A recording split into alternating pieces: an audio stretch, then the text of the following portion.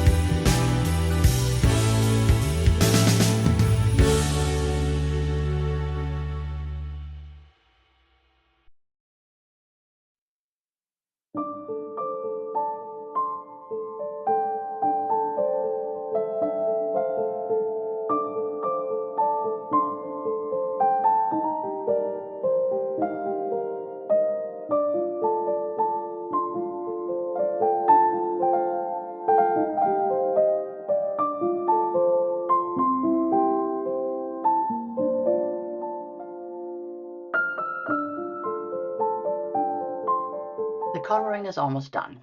I'm going to use Dr. P.H. Martin's Bleed Proof White to clean up a couple of spots where I colored outside the lines. Then I add a few highlights with a gel pen. And when I get tired of fighting with the gel pen, I switch to using it as a dipping pen in the Bleed Proof White acrylic paint. This is what usually happens. The paint works every time, so I switch to it when I get tired of being frustrated.